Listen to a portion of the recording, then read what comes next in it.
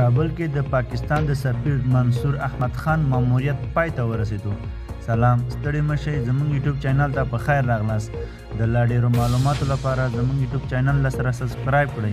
په کابل کې د پاکستان سفیر منصور احمد خان د یو ټویټ په خپرولو سره په کابل کې د پاکستان د سفیر په توګه د خپل ماموریت پای ته اعلان کړو.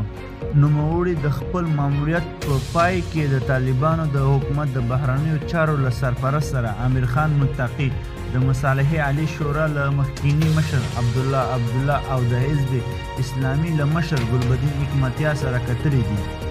ښاغلی منصور احمد خان لیکي، افغانستان ته د خپل سفر په پای کې مو له امیر خان متقي سره د دواړو اړخیزه اړیکو له لا پیاوړتیا لپاره د دواړو هیوادونو پر ژمنو ټینګار وکړو.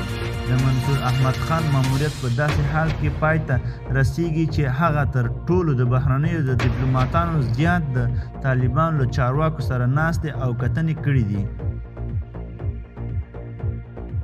په ورته وخت کې په افغانستان کې د اروپایي ټولنې مشر آرنولډ پاور د خپل ماموریت د پای اعلان کړی او ویلي دي چې له افغانستانه وځي.